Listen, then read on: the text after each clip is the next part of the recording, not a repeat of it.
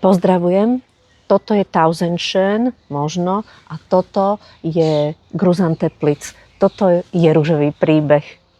Dnešný príbeh o Gruzan Teplic, veľkej stálici a veľkej hviezde na ružiarskom nebi, ktorú vyšľachtil v roku 1897 Rudolf Geschwind u nás v Krupine.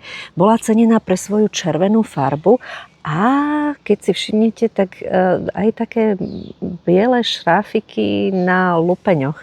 Tá červená v dobových katalógoch bola parádna. Ruža promovaná ako mrazovzdorná, odolná voči chorobám. U nás v záhrade veľmi nejak ste si všimli, tak trošku sme už museli tento rok normálne, že aj striekať, pretože aj ona chuďa chytila zrazu mučnatku. Väčšinou je náchylná na čiernu škvrnitosť, ale čierna škvrnitosť podľa veľkých ružiarov k ružiam patrí. V roku 1900 ju uviedol na trh Peter Lambert. V Európe priznal, že ju vyšľachtil Rudolf Geschwind.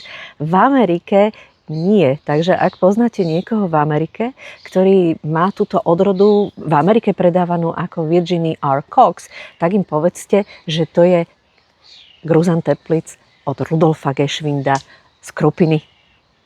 Gruzan Teplic kvitne od mája do decembra, postupne síce stráca listy, ale tie kvety stále nahadzuje.